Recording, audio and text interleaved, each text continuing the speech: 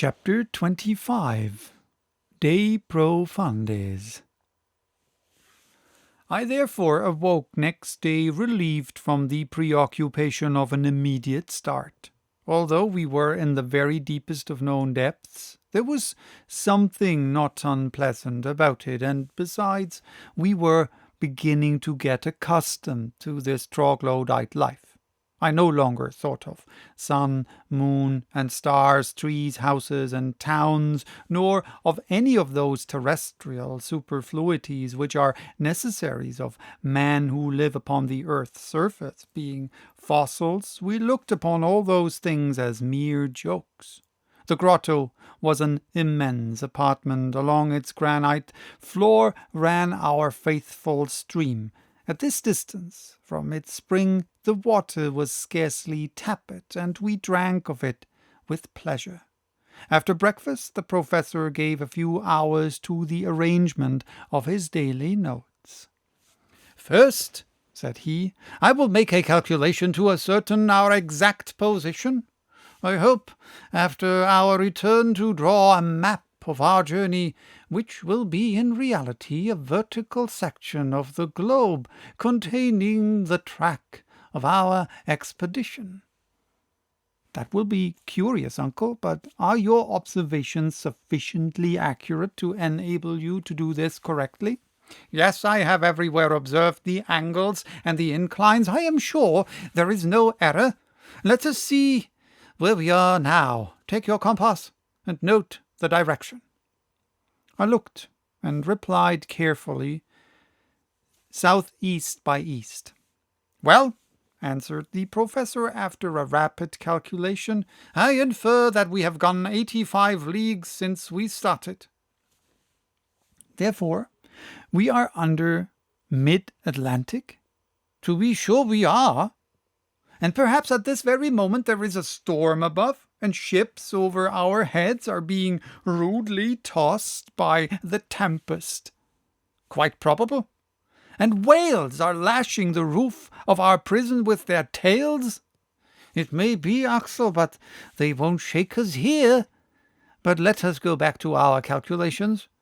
Here we are, 85 leagues southeast of Snaffle, and I reckon that we are at a depth of 16 leagues. 16 leagues, I cried. "No doubt. Why, this is the very limit assigned by science to the thickness of the crust of the earth." "I don't deny it." "And here, according to the law of increasing temperature, there ought to be a heat of 2,732 degrees Fahrenheit. "So there should, my lad." "And all this solid granite ought to be running in fusion. You see that it is not so, and that, as so often happens, facts come to overthrow theories." "I am obliged to agree, but after all it is surprising." "What does the thermometer say?" 27.6, so 82 degrees Fahrenheit. "Therefore the sevens are wrong by 2,705 degrees, and the proportional increase is a mistake. Therefore Humphrey Davy was right, and I am not wrong in following him. What do you say now?" "Nothing. In truth, I had a good deal to say. I gave way in no respect to Davy's theory. I still held to the central heat, although I did not feel its effect. I preferred to admit in truth that this chimney of an extinct volcano lined with lavas, which are non-conductors of heat, did not suffer the heat to pass through its walls. But without stopping to look up new arguments, I simply took up our situation such as it was. "Well, admitting all your calculations to be quite correct, you must allow me to draw one rigid result therefrom." "What is it? Speak freely."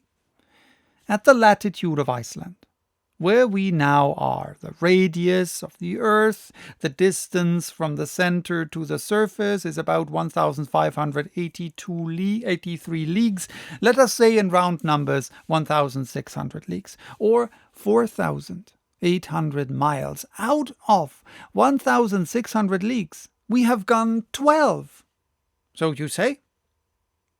And these 12, at a cost of 85 leagues diagonally? Exactly so. In 20 days? Yes. Now, 16 leagues are the 100th part of the Earth's radius. At this rate, we shall be 2,000 days, or nearly 5 years and a half, in getting to the center. No answer was vouchsafed to this rational conclusion. Without reckoning, too, that if a vertical depth of 16 leagues can be attained only by a diagonal ascent of 84, it follows that we must go 8,000 miles in a southeasterly direction, so that we shall emerge from some point in the Earth's circumference instead of getting to the center. "Confusion to all your figures, and all your hypotheses besides!" shouted my uncle in a sudden rage. "What is the basis of them all? How do you know that this passage does not run straight to our destination? Besides, there is a precedent. What one man has done, another may do." "I hope so, but still I may be permitted—" "You shall have my leave to hold your tongue, Axel, but not to talk in that irrational way." I could see the awful professor bursting through my uncle's skin, and I took timely warning. "Now, look at your aneroid. What does it say?" "It says we are under considerable pressure." "Very good. So you see that by going gradually down and getting accustomed to the density of the atmosphere, we don't suffer at all." "Nothing, except a little pain in the ears." "That's nothing, and you may get rid of even that by quick breathing whenever you feel the pain." "Exactly so," I said, determined not to say a word that might cross my uncle's prejudices. "There is even positive pleasure in living in this dense atmosphere. Have you observed how intense sound is down here?" "No doubt it is. A deaf man would soon learn to hear perfectly." "But won't this density augment?" "Yes, according to a rather obscure law. It is well known that the weight of bodies diminishes as fast as we descend. You know that it is at the surface of the globe that weight is most sensibly felt, and that at the center there is no weight at all." "I am aware of that, but tell me, will not air at last acquire the density of water?" "Of course, under a pressure of 710 atmospheres." And how? Lower down still?" "Lower down, the density will still increase." "But how shall we go down, then?" "Why, we must fill our pockets with stones." "Well, indeed, my worthy uncle, you are never at a loss for an answer."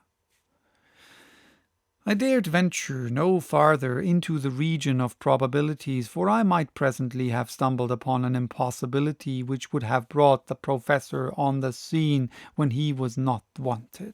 Still, it was evident that the air under a pressure which might reach that of thousands of atmospheres would at last reach the solid state, and then, even if our bodies could resist the strain, we should be stopped, and no reasonings would be able to get us any farther. But I did not advance this argument. My uncle would have met it with his inevitable saknussemm, a precedent which possessed no weight with me, for even if the journey of the learned Icelander were really attested, there was one very simple answer, that in the 16th century there was neither barometer or aneroid, and therefore Saknussemm could not tell how far he had gone. But I kept this objection to myself, and waited the course of events. The rest of the day was passed in calculations and in conversations. I remained a steadfast adherent of the opinions of Professor Liedenbrock, and I envied the stolid indifference of Hans, who, without going into causes and effects, went on with his eyes shut wherever his destiny guided him. So that was chapter 25. Bye-bye. Till next time with chapter 26. The worst peril of all.